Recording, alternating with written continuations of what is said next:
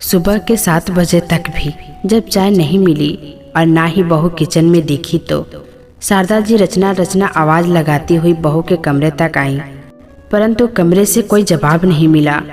तब शारदा जी ने दरवाज़ा खटखटाया तो देखा दरवाज़ा खुला है। कमरे में झांका तो बेटा अभी सो रहा था और बहू नहीं थी। अरे इतनी सुबह सुबह कहाँ चली गई? शायद वॉशरूम में होगी, पर वहाँ भी नहीं थी। वो तो वॉक के लिए भी नहीं जाती, तो फिर कहाँ चली गई, वो भी बिना बताए। तुरंत बेटे को जगाया, बिने उठो, बहू घर पर नहीं है। कहाँ गई है? तुम्हें बताकर गई है क्या? नहीं माँ, मैं तो सो रहा था। देखिए कहीं घर में ही होगी, कहाँ जाएगी? अगर गई भी होगी तो आ जाएगी। क्यों इतना परेशान हो रही हैं? बीना ने कंबल में सिमटते हुए कहा। चाय नाश्ते का समय हो गया है। ये बहू भी ना, कुछ नहीं समझ आता है, क्या करना चाहती है क्या नहीं। कहाँ गई सुबह सुबह, बताकर भी नहीं गई है। ये भी कहीं बहू के लक्षण होते हैं क्या? ब्याह को 6 महीने भी नहीं हुए और मनमानी करना शुरू कर दी। फिर खुद रसोई में जाकर चाय बनाने लगी। 2 कप चाय लेकर एक खुद और एक पति को देकर चाय पीने लगी। फिर अचानक उनका माथा ठनका, कहीं बहू चली तो नहीं गई। एकाएक कल वाली सारी बातें याद आ गई। पिछले सप्ताह रचना के कजन का फोन आया कि दीदी मैं आपके घर के नीचे खड़ी हूँ। अरे निधि, तुम यहाँ कैसे? वो मेरे एग्जाम का सेंटर इधर ही हुआ है, तो मैंने आंटी जी से आपका एड्रेस लेकर और गूगल के मैप के सहारे यहाँ तक आ गई। अब आप अपना रूम नंबर बताओ, मैं आती हूँ। ये सुनकर रचना चौंक गई, फिर तुरंत अपना रूम नंबर बताया और आने को भी कहा। अरे आने से पहले बता दी होती। नहीं दीदी, मुझे लगा मैं पेपर देकर चली जाऊंगी, लेकिन थोड़ी देर हो गई इसीलिए नहीं जा पाई। फिर मेरे दोस्त भी इधर ही कहीं न कहीं रुक गए हैं, तो मैंने सोचा मैं भी यहीं रुक जाती हूँ। अच्छा ठीक है, कोई बात नहीं, चल जल्दी से हाथ मुँह धो ले और खाना खा ले। दोनों की बातचीत सुनकर सास कमरे से निकली। कौन है बहू? रचना ने सारी बात बता दी, जिसे सुनकर सासू माँ का तुरंत मुंह बन गया और फिर अनमने ढंग से पूछा, वैसे कब तक पेपर है आपका? निधि बोली, आज एक पेपर था और परसों एक पेपर है, तब तक यहीं रहना है। हाँ सोच तो रही हूँ कि दीदी के पास ही रुक जाऊँ, थोड़ा पढ़ने को भी समय मिल जाएगा। शारदा जी बोली, आप अकेली आई हैं इस 5 घंटे के सफर में? नहीं माँ जी, साथ में और भी दोस्त हैं। ठीक है रहिए। उस टाइम तो सासू माँ ने कुछ नहीं बोला, लेकिन 2 दिन बाद जब वो चली गई तो तुरंत रचना को बुलाकर कहा, इस तरह मुझसे बिना पूछे बिना बताए मेहमानों को बुलाना ठीक नहीं है। अभी मैं जिंदा और सही सलामत हूँ, फैसले लेने का हक सिर्फ मेरा है, तो तुम्हें अपनी चलाने की जरूरत नहीं है। माँ जी, उसने अचानक से फोन कर दिया कि मैं तुम्हारे घर के पास हूँ, तो मैं क्या बोलूँ, इसीलिए मैंने आने को कह दिया। हाँ ठीक है, लेकिन आगे से ऐसा नहीं होना चाहिए, और वैसे भी आने से पहले फ़ोन करके और बता कर आए। हाँ समझ गई माँ जी, वैसे भी वो घूमने नहीं पेपर देने आई थी, और वो एक स्टूडेंट है। स्टूडेंट की मदद तो कोई भी करता है और करनी भी चाहिए। कमरे से आते हुए ससुर जी ने कहा, बहू हम किसी का ठेका नहीं ले रखे हैं, और अगर तुम्हारी सास कुछ बोल रही है तो हर बात का जवाब देना जरूरी तो नहीं है। आज वो आई है, कल को कोई और भी आ जाएगा। इस तरह हम बिन बुलाए मेहमानों की खातिरदारी करते रहें? यह हमारा घर है, कोई धर्मशाला तो नहीं जो जिसका मन हो उठकर आ जाए। और सबसे बड़ी बात, तुमने हमसे बिना पूछे ही बुला लिया, घर आने को कह दिया। ससुर की बातें सुनकर रचना चुप हो गई, लेकिन यह बात यही नहीं रुकी। शाम को बिना ऑफिस से आया तो उसे भी बताया गया। ऊपर से 1 में 2 मिलाकर यह भी बताया गया कि रचना किस तरह सास से बहस कर रही थी, समझा रही थी कि स्टूडेंट की मदद करना चाहिए।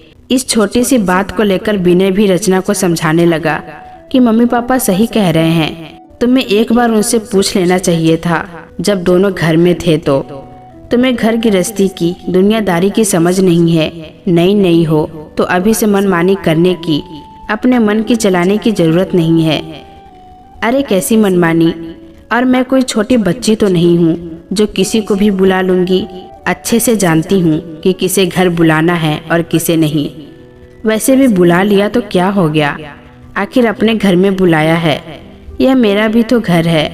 तो क्या अपने घर में मैं छोटा सा निर्णय नहीं ले सकती? मेरा भी घर है, ये क्या मतलब है बहू?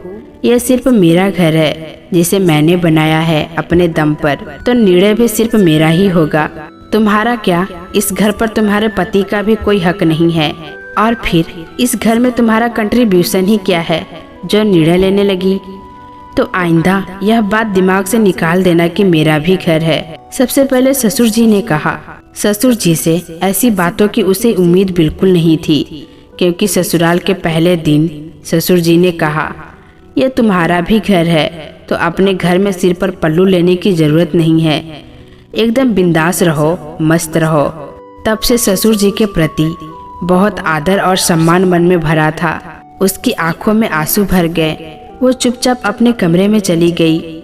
सब याद आते ही शारदा जी एक बार फिर से कमरे की ओर भागी। अरे विनय उठो, बहू को फोन तो करो कि कहाँ है, सुबह सुबह कहाँ चली गई है। शारदा जी ने घबरा कर कहा तो विनय उठा और फोन लगाने लगा। तभी रचना का व्हाट्सएप मैसेज दिखा, मुझे जरा कुछ काम था इसीलिए बाहर जा रही हूँ, दोपहर तक वापस आ जाऊंगी। तुम सो रहे थे इसीलिए जगाया नहीं, और मम्मी जी पापा जी वॉक के लिए गए थे इसीलिए नहीं बताया। तो परेशान मत होना, मम्मी वो बाहर गई है किसी काम से, दोपहर तक आ जाएगी, ऐसा उसने मैसेज में लिखा है। ठीक है, फिर फोन लगाकर पूछो कहाँ है। फोन लगाया तो रचना ने कहा, घर आकर बताती हूँ। उस दिन विनय भी ऑफिस नहीं गया। सभी यही सोच रहे थे कि बाहर कहाँ गई है। दोपहर को जब रचना आई तो विनय के साथ ससुर जी भी नाराज हो गए। क्या बहू, तुम्हें बेटी क्या माना, तुम तो बहुत ही ज्यादा हवा में उड़ने लगी। घर के प्रति अपनी जिम्मेदारी और कर्तव्य सब भूल गई। तुमने हमें बताना भी जरूरी नहीं समझा कि कहाँ जा रही हो। पापा जी, वो मैं जॉब के सिलसिले में गई थी। शादी से पहले जहाँ जॉब कर रही थी वहाँ फिर ज्वाइन करने की सोच रही हूँ। पर क्यों, अचानक क्या जरूरत आन पड़ी जॉब करने की? पति विनय ने कहा, हाँ रचना, मैंने तो कहा था जॉब करने की जरूरत नहीं है, पापा और मेरी कमाई परिवार के लिए काफी है।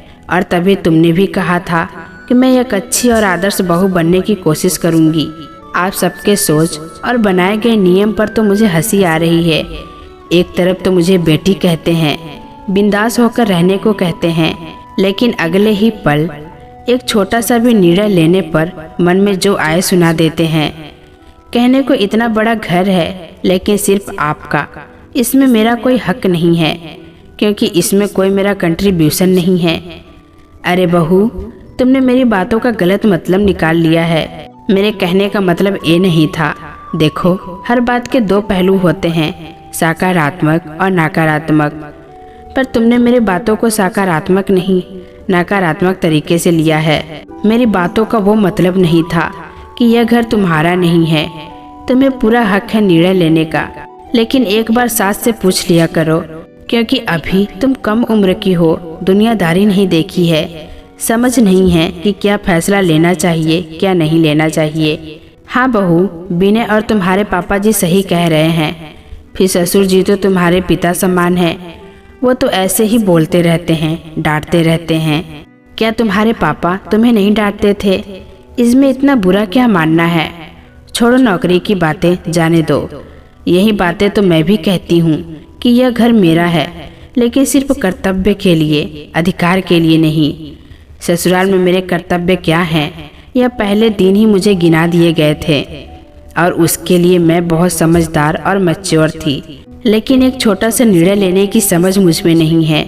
अगर आप सही हैं तो जब मेरे कर्तव्य गिनाए तो अधिकार की बात क्यों नहीं की?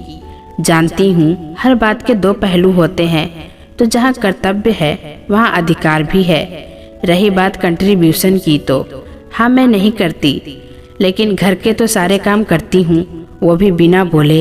वह तुम बात बढ़ा रही हो। मैं बात बढ़ा नहीं रही हूँ पापा जी, समझ गई हूँ। और यह मेरे लिए एक सबक भी है कि कोई भी लड़की ससुराल में चाहे कितना भी कर्तव्य क्यों ना पूरा कर ले, घर के कितना भी कामकाज क्यों ना कर ले, उसके काम की गिनती नहीं होती, वैल्यू नहीं होती। कहीं ना कहीं आप सबका बोलना भी ठीक ही है। आखिर समय रहते मुझे समझ आ गई, आंखें खुल गई। तो तुम ये कहना चाहती हो कि तुम्हारे घर के प्रति कोई कर्तव्य नहीं है? सास और बीना ने एक साथ पूछ लिया। नहीं, ऐसा नहीं है। मैं सारे कर्तव्य निभाने को तैयार हूँ, पर बदले में मुझे अधिकार भी मिलने चाहिए, और साथ में यह भी कि मैं नौकरी भी ज्वाइन कर रही हूँ और करूँगी, भले ही आप सबकी कमाई भरपूर क्यों ना हो। आखिर मैं शिक्षित हूँ, डिग्रियाँ हासिल की है, तो उसका भी उपयोग होना चाहिए ताकि मैं भी आत्मसम्मान से जी सकूं। बिना फिर कुछ बोलने के लिए उठा तो ससुर जी ने रोक लिया। बहू, तुमने बिल्कुल सही कहा। मुझे भी सबक मिल गई कि जब किसी के कर्तव्य गिनाओ तो साथ में उसके अधिकार भी दो। और हाँ, मुझे कोई परेशानी नहीं है तुम्हारे जॉब करने से। यह घर तुम्हारा भी है, तुम निर्णय ले सकती हो, हमें पूछने की जरूरत नहीं है। बस बता दोगी, वही हमारे लिए काफ़ी है। तो दोस्तों, कैसी लगी ये कहानी कमेंट बॉक्स में ज़रूर बताइएगा। फिर मिलेंगे दोस्तों अगली वीडियो के साथ। तब तक के लिए अपना ख्याल रखना।